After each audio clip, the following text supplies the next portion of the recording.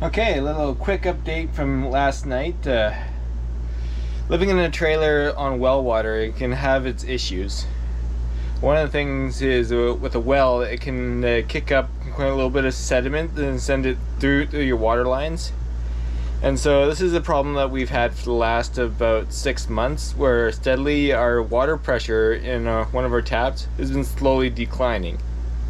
I didn't think twice about it because it was the pump or the faucet that was furthest away from our water source, so I just figured because the one furthest away would have the least amount of pressure. So it was the kitchen sink one here, as you can see. So yeah, that's about as much water pressure as we had before last night. Now, if I turn on full bore, it's regular pressure. So I'll just give you a quick look at what we did. So turn the water off here. So what we actually did was unscrewed this part here.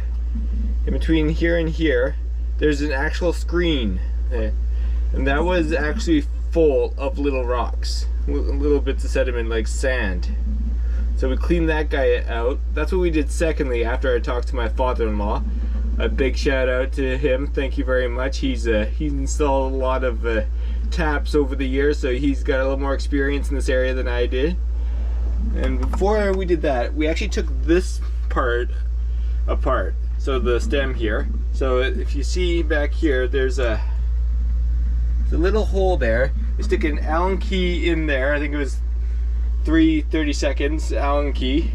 Unscrewed the set screw. This part came off, and there was a plastic cover you unscrewed. It's a little tighter than hand tight, so you actually had to use a plier on there to unscrew it.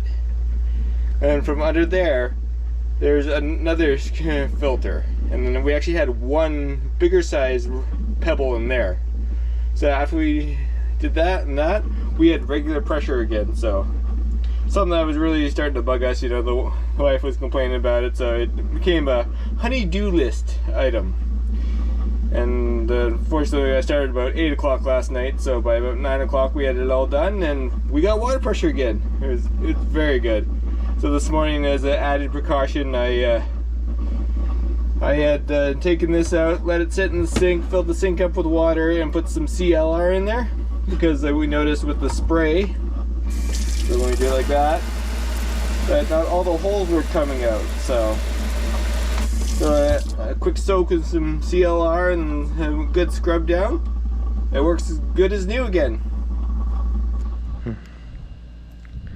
So after seeing what that faucet looked like, I made the executive decision to soak all my faucet ends in CLR for a while and get them all cleaned out. So unfortunately I didn't film it, but could see the water. There was definitely some sediment in there, so it was good to get those cleaned out.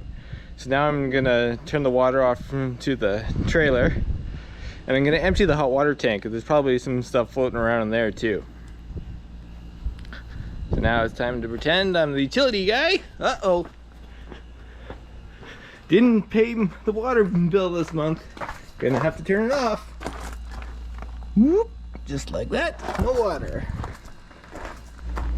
So before I empty the hot water tank, I'm gonna release any of the pressure off the system there. So open the tap and wait for the water to stop flowing, just to make it a little easier for me when I hit that relief on the hot water tank, that it just didn't absolutely soak me, hopefully. It's hot water side, cold water side. It's like she's pretty much done. Okay. So here we are at the side of the trailer where the hot water tank is.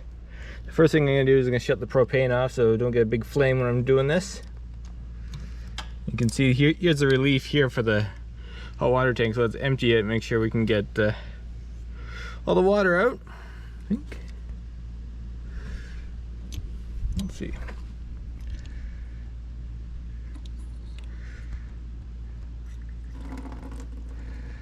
There we go, you can see. There we go.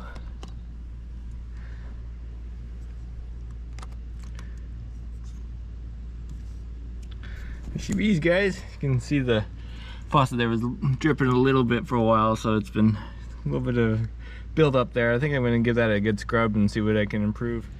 And there we go. I figured while I had the opportunity after I emptied it out, turn the propane off and gave her a good scrub down. So as you can tell, it's not perfect, but it's definitely a lot better than it was. For whatever reason, I seem to get a lot of soot build up here, and then comes out here black. So this was completely black. I gave it a good scrub down, used a spray 9 and some glass cleaner designed for fireplaces and wood stoves. So see, you can still see there's some discoloration there. It's not as bad as it used to be. If I go up a little bit higher, you can see where I couldn't reach anymore. It got a little bit darker there. So that's what it looked like before. So definitely an improvement. So not sure why I'm getting so much soot out of it. Maybe because this is designed to be used, you know, during the summer times and once in a while on a weekend, because this is a camping trailer, not a live-in trailer. But that's the situation I'm in. I'm living in this full time. For the most part, it's working pretty well. So I'm pretty happy with the arrangement so far. And have a quick look. This is what I use to clean it. So again, spray 9.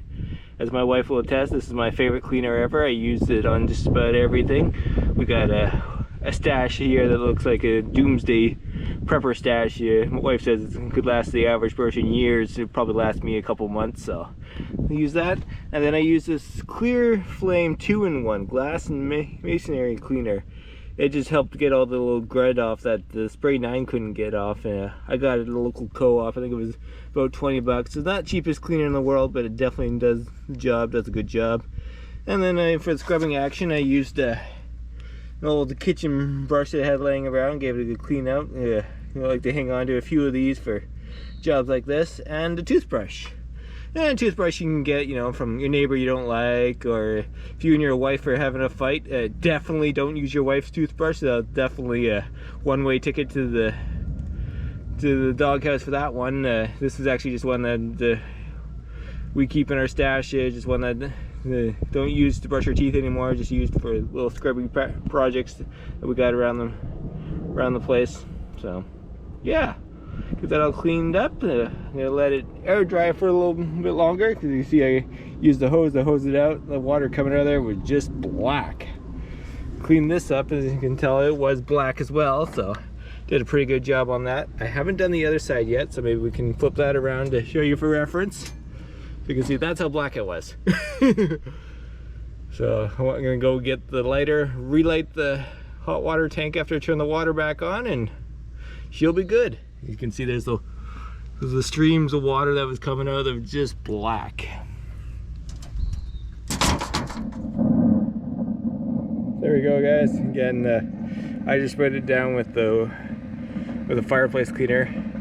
Just gonna let that sit for a couple minutes and attack it with one of the brushes and hose her off again. See what kind of improvement we can do.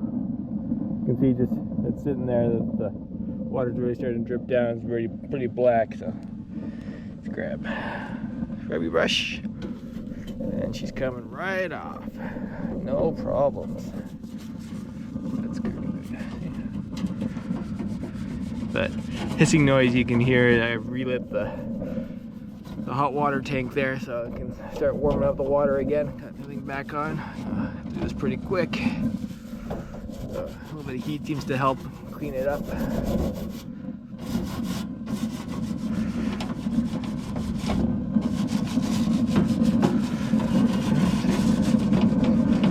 Not getting it perfect, but it's definitely a lot better than it was.